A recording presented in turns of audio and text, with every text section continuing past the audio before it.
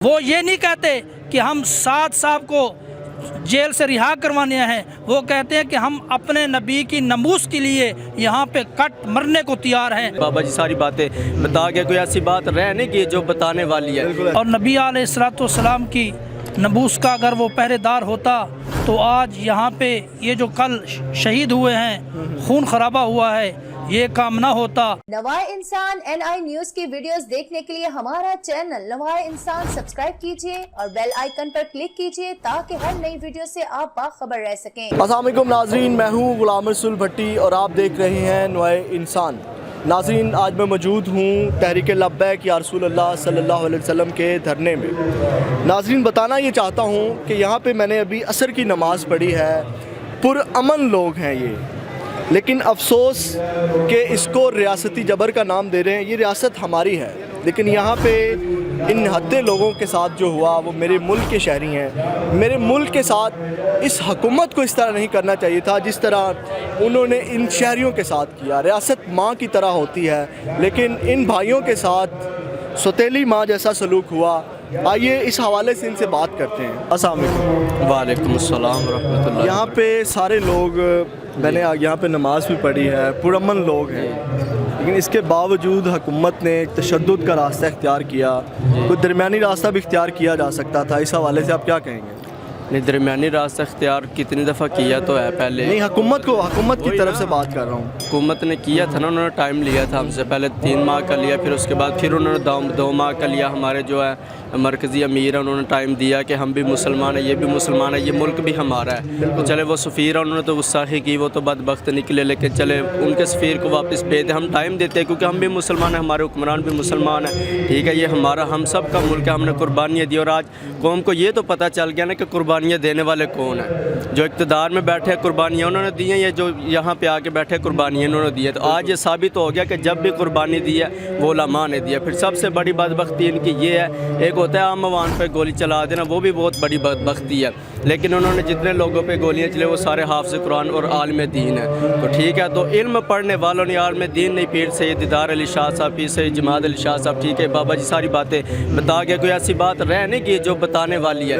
انہوں نے اس ملک کو بنایا، اور آج ہم ان کے وارث جو ہے، جب بھی ملک مبارک کے اوپر مشکل وقت آیا تو ان کے وارثوں نے جا کے اس ملک کو جو ہے وہ بچایا ہے۔ تو یہ تو سب کے سامنے علل اعلان جو کام ہو رہا ہے، ٹھیک ہے، ایسا ہونا تو نہیں تھا چاہیے، لیکن پھر بھی ٹھیک ہے، اسلام قربانیاں مانگتا ہے۔ جب پاکستان بنا تو قربانیاں نہیں ہوئی، قربانی جو ہے یہ جو خون گیا نا، بہت کہتے ہیں کہ لبیک والوں کے ساتھ یہ ہوا۔ یہ میں ایک بات کہنا چاہتا ہوں کہ اسلام جو یہ پاک دین ہے اور یہ خون بھی پاک ہی مانگتا ہے، ٹھیک ہے۔ تو ہمیشہ جب بھی اسلام کو ضرورت پڑی ہے تو اس نے پکیزہ خون کو ہی قبول کیا۔ تو جو اللہ تعالیٰ کو جو امام حسین شہید ہوئے، صحابہ کرام شہید ہوئے، تو پکیزہ لوگ تھے، پکیزہ قربانی انہوں نے دی۔ تو جن کا گروپ آج اسپتال میں ہم جاتے ہیں نا، تو جس کا گروپ میچ ہوتا ہے اسی کا جو ہے وہ پیشنٹ کو خون جو ہے وہ لگتا ہے، ٹھیک ہے۔ تو اسی طرح جب بھی قربانیاں ہوئی ہیں تو پاک لوگوں کی، امام حسین پاک تھے، ٹھیک ہے، نبی کریم علیہ السلام کے گھرانے والے پاک تھے، صحابہ کرام پاک تھے، وہ پکیزہ خون اسلام نے قبول کیا، اور قیامت تک جن کے گروپ ان کے ساتھ میچ ہوں گے ان پکیزہ لوگوں کا ہی خون جو ہے اسلام قبول کرے گا۔ تو ان کے لیے عبرت کا نشان ہے، ٹھیک ہے۔ انہوں نے اتنا زیادہ ظلم و ستم کیا، تو میرے تو سننے میں آیا کہ جس بندے نے جو وہ بابا جی کے ساتھ وہ ان کو گھسیٹ کے سیڑھیوں سے اتارا تھا کہ آپ یہ جو ہے مزدور نہیں، آپ بہانے لگاتے ہیں، ظلم کیا، تو ٹھیک 2 مہینے بعد اس کا ایکسیڈنٹ ہوا اور وہ بھی مزدور ہو گیا۔ پھر آگے اس نے آپ سے معافی مانگی، ٹھیک ہے۔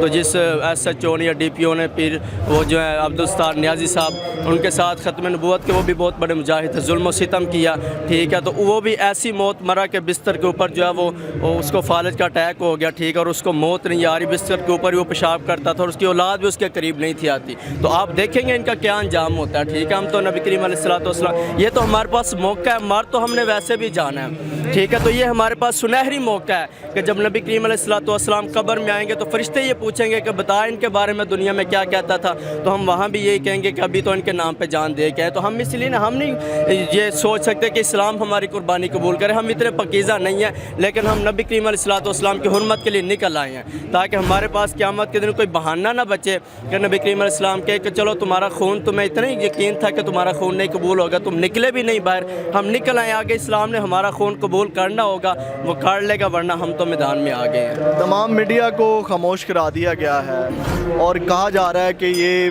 مطلب تشدد لوگ ہیں، لیکن ہم نے मतलब पहले भी हमने धरना कवर किया है। हम ये दिखाना चाहते हैं कि यहाँ के लोग पुरअमन हैं, और इसके बावजूद जो रियासत है या हुकूमती लोग हैं, शेख रशीद साहब हैं, वो कह रहे हैं ये तशद्दुद कर रहे हैं। इस हवाले से आप क्या कहें, क्या पैगाम देना चाहेंगे आवाम को? वो तो सारी आवाम को पता चल चुका है कि कौन जो है वो तशद्दुद वाले और कौन हम। अब ये बात जो है आवाम को बताने की ज़रूरत नहीं रही। पहले ज़रूरत होती थी, थोड़ी बहुत हम बताते थे, ठीक है, हम पुरअमन, लेकिन इस धरने के अंदर जो वो आवाम ने देख लिया है कि कौन तशद्दुद वाले और कौन पुरअमन है।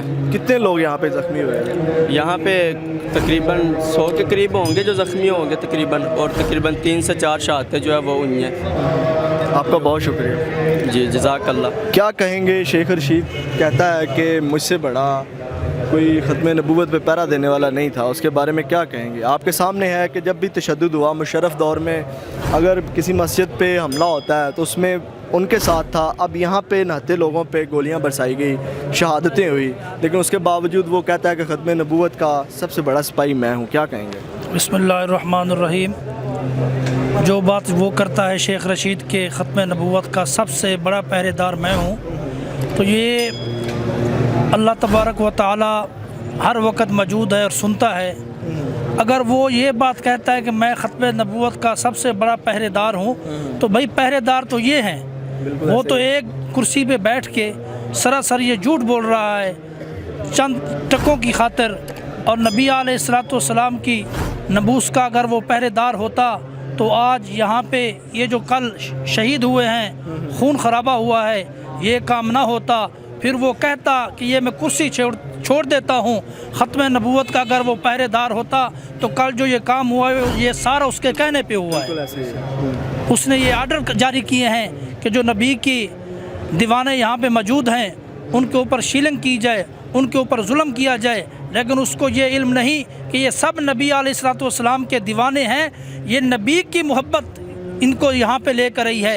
ये कोई लोग दुनियादारी के मोहब्बत के लिए यहाँ पे नहीं है। कोई सियासतदान, कोई भी बंदा, किसी से भी देख लो, पूछ लो, वो ये नहीं कहते कि हम साद साहब को जेल से रिहा करवाने हैं। वो कहते हैं कि हम अपने नबी की नमूस के लिए यहाँ पे कट मरने को तैयार हैं, लेकिन अपने नबी की इज़्ज़त और नबूस पे हम हमारे बच्चे सब पहरा देंगे इंशाअल्लाह। लब्बैक लब्बैक लब्बैक या रसूल अल्लाह। नाजरीन, ये पुरअमन लोग हैं, पुरअमन लोग, और पुरअमन तरीके के साथ ये यहाँ पे बैठे हुए हैं और अफ्तारी की तैयारी कर रहे हैं। लेकिन नाजरीन, यहाँ पे किसी ने इखलाकी जुर्रत नहीं की जो इशू है इस पे बात कर सके। सबके मुंह बंद कर दिए गए, सबको चुप का ताला लगा दिया गया और तशद्दुद का रास्ता इख्तियार किया गया, जो कि नहीं करना चाहिए था।